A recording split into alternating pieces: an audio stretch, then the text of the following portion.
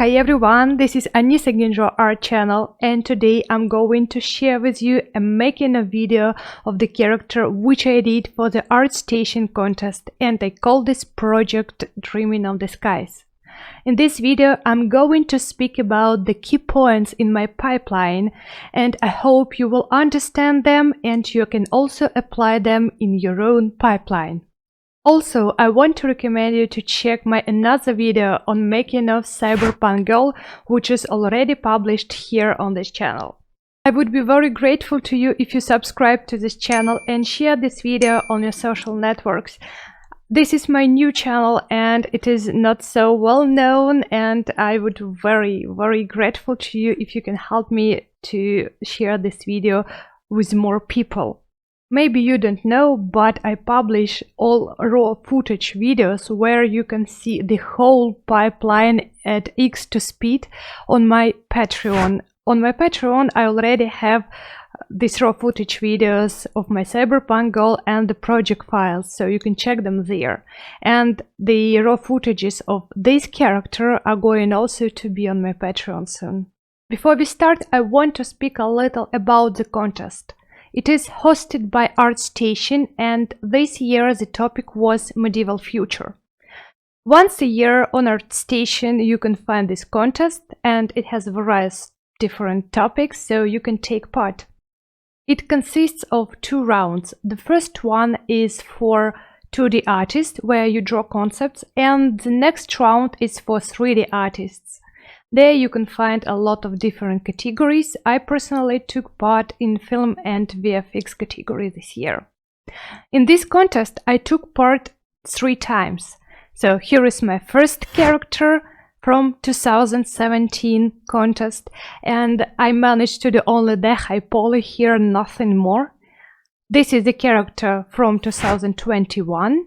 And here I already managed to do everything. And this is the character which I did this year. I managed to meet the deadlines and to upload everything according to the rules. In previous years I took part in the game art character category, but this year I decided to try myself in film and VFX category. I decided to try myself in this category because I like rendering characters in Arnold and making this xGen hair, despite that xGen hair is such a big pain for me, but anyway, I like making such characters. And overall, to tell the truth, I don't like making all this optimized topology which we absolutely need to do for game characters. And also, after 9 years in the industry, I want to step away a little bit from the game art and continue my development towards cinematic characters and cartoons. For the contest I chose a character which was created by the Chinese artist Di Chao, and I immediately fell in love with this character when I saw her. To tell the truth, at first I wanted to choose a male character because in my portfolio they are almost female characters and I badly need to create a male character. But I came across this pretty girl and I immediately realized that no male characters this time, and I want to create exactly this girl. This character touched me deeply in my soul because she was reminding me when I was a small child and I was dreaming of skies, and I was dreaming of a lot of different possibilities and opportunities which life can give us. So in some sense, I can say that I was making myself in this project. First of all, I want to say that the concept art is good as illustration and not so good as real concept. That's why I decided to go to the Photoshop and to adjust it a little bit more for my concept purposes. I needed to find the proportions of the character, so I decided to draw a little bit and to do some manipulations to make her looking as if she were in a standing pose. By the way, that was the first time I did it with the concept art. However, that was necessary, otherwise I would have a quiz on guessing the proportions of the character. As you see, nothing difficult is here. I've just selected the parts I needed to rotate and rotated them. Then I did some drawing work on the blanks which appeared after rotation. Making the character, I start with the base mesh. This base mesh is already with good topology. It means that I will not retopologize it later, and I will use the lowest subdivision level as a low poly model. All I need to do now is to adjust it to the proportions of my character. To do it, I use masking tool and the transpose tool. The base mesh has realistic proportions, so I have a lot of work to do. I also adjusted the pose a little bit. I lowered the hands and moved the legs closer to each other. From the concept, it is unclear how the face of the character looks like. That's why I found on the Artstation the character whose face I liked, and I used it as a reference for the face of my character. It is a blockout stage, so I work very carefully trying not to break the topology of the base mesh. That's why I use mostly the transpose tool and the move brush. I try to make the face somewhere in the middle between the concept and the reference which I found. I'm not trying to make the final version of the face right now because I will adjust it later when I will already have hair and clothes. But at this stage I try to get closer to the proportions which I need. I keep on working on the face, concentrating more on cheeks, nose and eyes, and of course the roundness of the face. I want to make this girl looking extremely pretty. That's why from time to time I will go back to work on the face more. Here I painted the eyes because when your character has eyes it becomes more alive and you start understanding the proportions more clearly. I make the clothes according to my absolutely standard and favorite pipeline, which is masking the area I need, extract that remesh and extrude the thickness. The tricky thing here is that it would have been much better to simulate these clothes in Marvelous Designer, but I hadn't used it for many years and I didn't want to do clothes there because I already don't remember almost anything about how to properly simulate the clothes there. To tell the truth, when I saw the final render of the character, I realized that it was really a bad decision to sculpt the folds with hands, and it would have been really much better to go to Marvelous Designer and to create this dress there.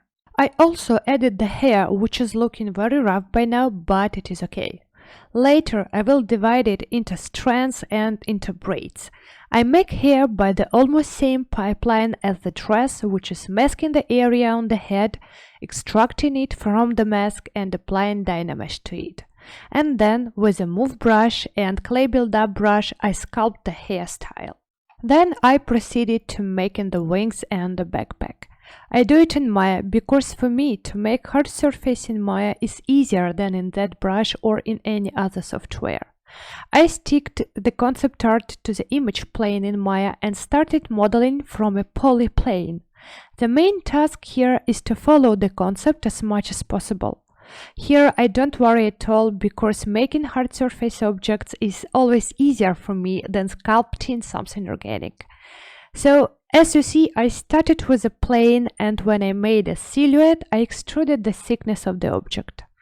I didn't face any big difficulties. It just took a lot of time for modeling all these small objects on the backpack and on the wall. By the way, I want to tell you a very funny and silly fact about me when I was making this backpack. The thing is that everything in this project should be done for smooth, and I needed to add correctly all the supportive loops. And I forgot how to make it correctly in some areas when I was making these holes, but I remembered that my students in one of the lectures had an explanation on adding supportive loops in places like this. So I opened their lecture and checked it. The artists are also people, and we can't forget some things which we don't use pretty often. As for the spiral, I had different thoughts how to make it, but I decided that the easiest way to do it is to make it in Maya with standard tools, about which many people often forgot. I just played with the inputs to get the result which I needed. Of course, we can do it also in that brush, but it turned out to be easier to make it exactly in Maya. Returning to the dress, At this project I decided to try to make folds with simulation tools which are in Zbrush. I don't know how and why I remembered about these tools in Zbrush, but I did. I never ever used them before and I didn't really know how they work, but I decided to try. I watched several tutorials on YouTube and here is the result which I received. To tell the truth, I don't like the result, but anyway I plan to sculpt the folds with hands, and the folds which I had after simulation I could use as the base for actual sculpted folds. For making the hairstyle, especially braids, I used the famous braid brush which you can find on the internet on the Bad King website and which you can download for free. This brush is very uncomfortable in use, or maybe I'm doing something wrong, but when I need to make the braids I always use it anyway. Later I will convert the edge loops of these braids into curves and the curves into the guides to generate xGen hair. I also separated hair into separate subtools according to each separate hair strand. And of course, I then remeshed all of them to have an opportunity to select, let's say, a good edge loops and to convert them into curves and to convert curves into xGen guides. At this point I was still unhappy how the dress looked like and I decided to use this mesh in simulating the folds in Marvelous Designer. In case you don't know, I can tell you that you can use your character as an avatar and you can import your already made dress in Marvelous Designer, so you don't need to create the dress from the very beginning in the Marvelous Designer inside. And then you need only to press simulation button to simulate what you have already done, and this is it. When all the simulations are done, I went back to Zbrush and finally started sculpting the folds. At the very beginning I worried a lot about sculpting folds because this dress looks really foldish, if we have such a word in English. So I worried a lot about sculpting real believable folds. But everything worked out and in the end I was almost happy with the folds which I received by pure sculpting. I am not happy with the folds which I sculpted on the sleeves, but all the other folds look more or less okay. However, next time when I need to make such a dress, I will go to Marvelous Designer to simulate clothes from the very beginning. Here I am making the final touch on the face and I also poly painted it. I need to say that I poly painted the face only to have a better look on the proportions of the character and the mistakes which I made. I will not use these poly paint textures as the final textures for the final render. The real texture I will make in Substance Painter. Poly paint I need only to see better the proportions. I always poly paint my characters because when you see the colors it helps you to compare what you sculpted to the character from the concept. And the final part on making the high poly is sculpting the realistic pores. I use the method of J. Hill, about which you can find a lot more in my previous video on making of the cyberpunk girl. And of course, if you are interested, I will leave the link to the video in the description. The lips are usually the most difficult part in detailing the face. I never manage to do it from the first try, and I always do it from the second or third try. On this character I did it from the second try, and I hope that next time I will do it from the first try. When I finally finished with the high poly, I needed to bake some textures. In Zbrush I baked displacement map, ambient occlusion, space normal map, and tangent normal map. Displacement I need for rendering in Arnold, and other maps I need for texturing in Substance Painter. In Substance Painter I baked thickness, curvature, and position maps. Texturing I started with the most difficult and the most responsible part, and it is the face. For texturing face I used the material which I created for my cyberpunk character. I only repainted the masks and adjusted the skin color. I made it a little lighter.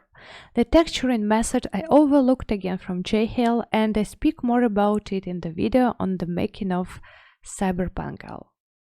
When I finished texturing the face, I went straight to the Arnold render to check whether I really can render anything in Arnold. Arnold is still a dark horse for me, so I always worry when I start rendering there. So first, I checked displacement and diffuse color and then applied roughness and specular maps. The main rule on how to apply textures in Arnold is that in the textures with grayscale, such as specular and roughness, you need to change the color space to raw and in the color balance to put a tick into alpha is luminance. Same you need to do with normal map if you use it. Then I go straight to the most difficult part, which is xGen hair. And I think that xGen hair tool is cursed tool for me. Every time when I use it, I have a lot of different weird problems and I feel as if I don't have full control on the hair using xGen tools. I have a friend who is a hair artist and he highly recommends using Ornatrix for making hair. He says that it gives you more control on the hair you make. Maybe next time I will try to master Ornatrix, but this time I used xGen. To sum up what I did, as I said previously, I used sculpted hair, converted its edge lobes into curves and curves into xGen guides and grew the hair along these guides. When I am done with the hair, I go back to making a vis for the dress and for all the other parts of the character.